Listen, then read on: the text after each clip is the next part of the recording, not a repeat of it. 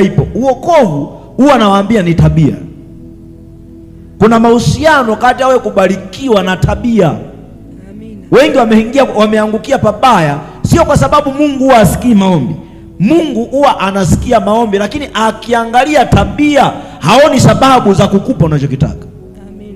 Wengi tuna maombi mengi, lakini tumepoteza tabia zinazoendana na uokovu, na hiyo ndiyo sababu hatupati matokeo ambayo ni mema. Nimekwambia chochote unachokiomba kwa Mungu kina hatima. Amina. Na hatima hiyo unapoomba kwa Mungu maana yake iwe ya ushindi. Amina. Sasa mimi nimeokoka, si ndio? Nimeokoka, ninamkiri Yesu, ninaomba Yesu anitendee mema, lakini nina shida kwenye tabia. Lakini maombi kwa Mungu ninapeleka.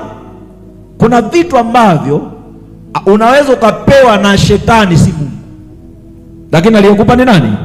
Ni shetani.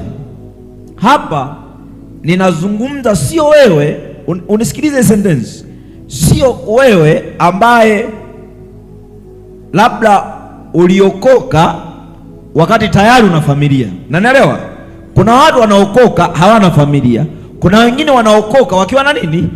Hizo ni kesi mbili tofauti. Manake uaminifu wako kwa Mungu unaanzia ile saa uliokoka. Amina. Kama umeokoka una mume, manake unapaswa kuwa mwaminifu kwa huyo mume, sio ufike huku useme Mungu amenionyesha sio huyu. Tunaelewana vizuri? Amina. Tunaelewana vizuri? Amina. Maana kuna watu ni vichaa. Iliwahi kutokea kesi moja hapa kanisani. Mama ameokoka vizuri kabisa, akishusha maombi yani ni yenyewe, lakini ikatokea siku anasema yani nikilala na huyu mwanaume naona kama anatenda dhambi. Mnanena nachoambia? Nikilala na huyu mwanaume naona kama natenda dhambi.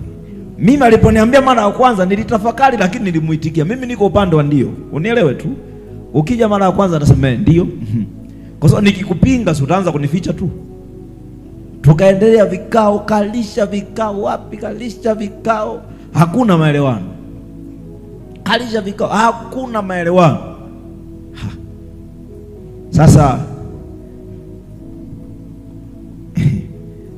tuishie hapo, si ndio? Tuishie hapo au tuendelee?